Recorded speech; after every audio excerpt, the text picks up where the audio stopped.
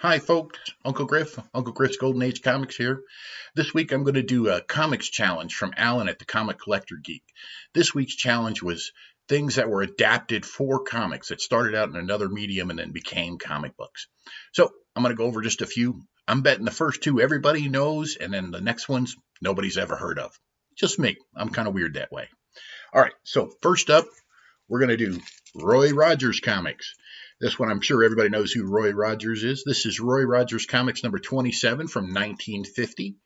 Roy Rogers was nicknamed the King of the Cowboys. He was a singer, an actor, a TV host, a radio performer. He did like 90 movies, as well as numerous episodes on radio. In his TV show, he appeared with his wife, Dale Evans, and his horse was named Trigger. You can see Trigger right there on the cover. And he had a German Shepherd named Bullet. Now, the reason I'm bringing this one out is you don't see Bullet very often, but there's Bullet right there.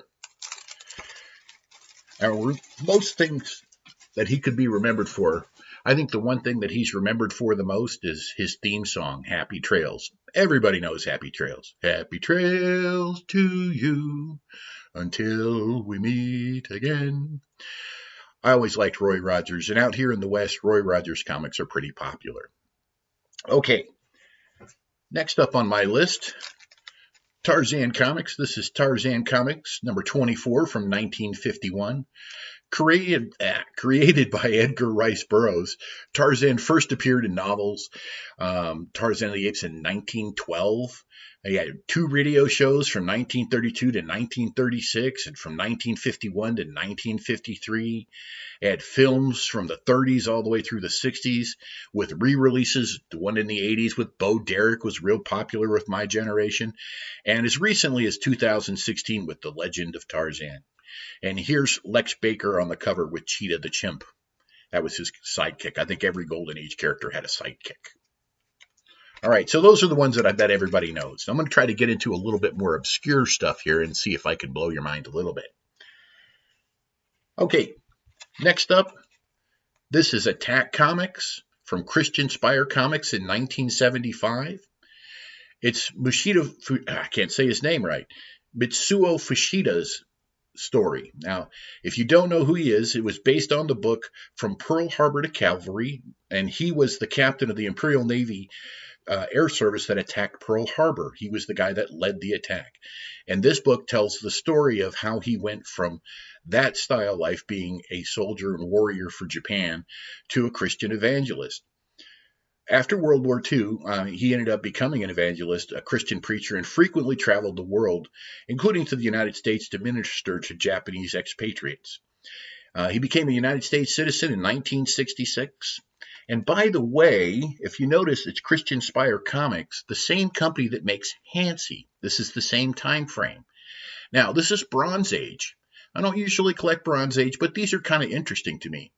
Those of you who know Hansi, and it's a famous cover, so I imagine comic collectors out there would know it, would know the cover's price is a little bit different than most 25-cent comics.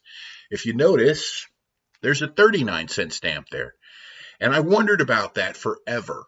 And I talked about it and thought about it and couldn't figure it out. And one day I asked my sister about it. She's a little bit more scholarly in the Bible than I do. And the first thing she said to me is, I wonder if it's because of the 39 books in the Old Testament in the Protestant Bible. And I went, yeah, that probably makes sense. That would explain the 39 cents. Anyway, but Fushida's book, to me, is the companion to Hansi. If you've got Hansi and you don't have this, you're missing half the story. I think you should pick this one up. All right, moving right along. Let's see what we got next on our list.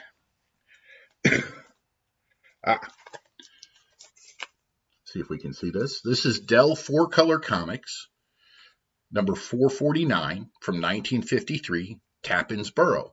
This is Zane Grey's story. It's converted from the book. Tappan's Burrow and other stories from the 1923 collective for the Western Shorts by Zane Grey. It's just the tale of the prospector, and you can see him here on the cover, Tappan, and his loyal burro, and I can never pronounce the name right, Genet. as they navigate the harsh American West in search of gold and exploring themes of friendship, survival, and loyalty. Now, the reason I have this book is right there. This is the Edgar Church copy. Now, I only have this church copy. I don't have another church book, but I always wanted a church book. This filled that need for me, and to have one is just special in my collection. One of the highlights of my collection, even though it's not a title I collect. Set that one down. And last but not least, if you know me at all, you know the book that I collect the most is Don Winslow of the Navy. Now, with this bad boy out, this is Don Winslow of the Navy. You can see right here, star of television, movies, and radio. Now, Don Winslow was created, or this is number 69 from 1951, was created by Frank Martinek.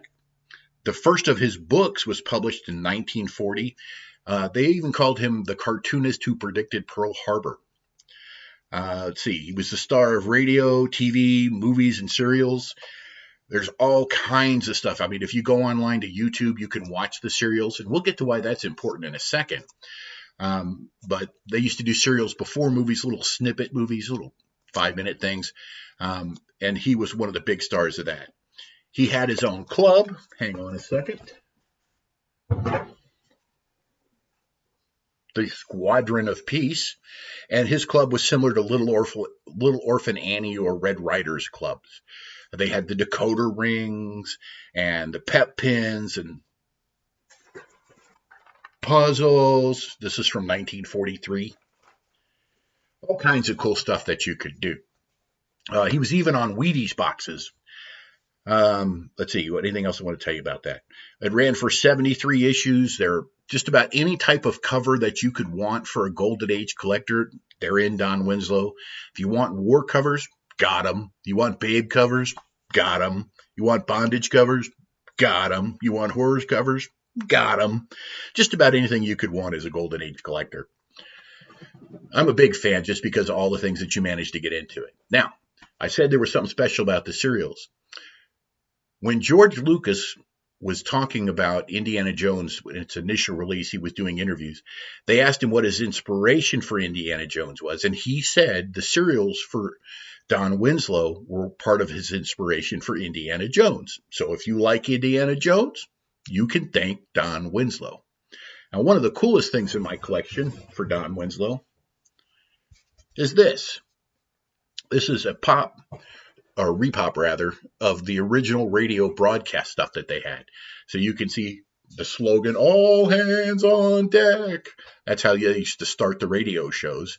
And it was sponsored by Fleer Bubblegum. And check out the right here, WHN. So old that it only has 3 letters in the call sign for the radio station. That's pretty cool. And it ran Monday through Friday. You can listen to it on your radio every day. Anyway, that's my video. I'm going to do a couple unboxings for you now, and we'll see how that goes. I hope better than this. All right. Oh, I did get one other thing in there. If I can find it. I guess I can't find it now. Oh, here it is. So, in the 90s, AC Comics brought back one of Don's nemesis, Singapore Sal. She was known as everybody's favorite pistol-packing pirate Peach, a female villain from the Golden Age. And they did cards, and I picked up a Singapore Sal card.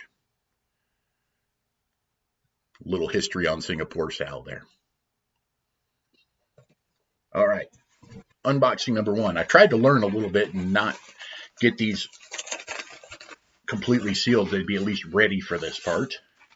So I haven't looked at them yet, but I've got them at least prepped to be opened. I love it when they send comic mailers.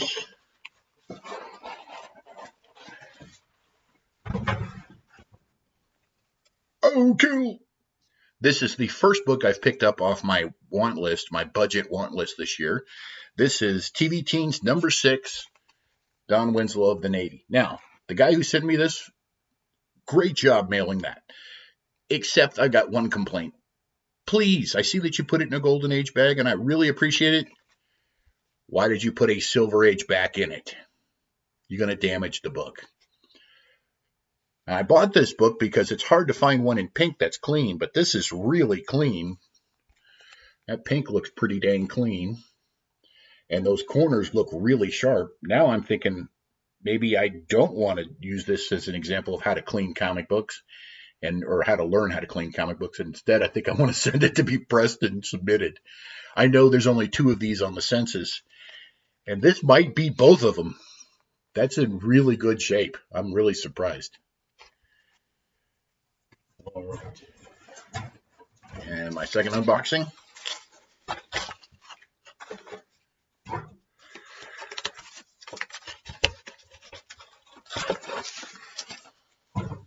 Oh, gotta find scissors.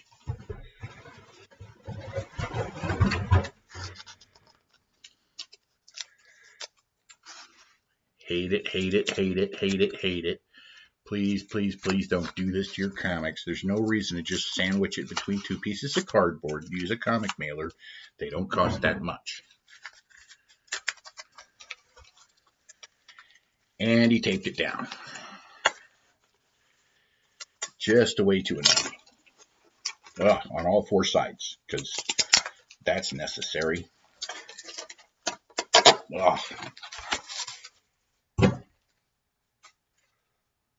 Yeah, it's all tape all over everything. And this is Don Winslow of the Navy #2. I paid a whopping $8 for this. Not going to complain. There's a stain up here at the top. But for $8, it'll work as my reader copy until I can get a better copy. Love it. $8. By the way, this other one that I just showed you, I paid $25 for that. I thought I'd pay $75, and I didn't think I'd get it in that good a condition, so I'm really happy with that deal. This for $8, any Golden Age comic for $8, sign me up. All right, guys, that's it for this episode. Hope you enjoyed it. Hope maybe I taught you something new that you didn't know about Attack Comics or Don Winslow. We'll see. Have a good one. Uncle Griff, signing off.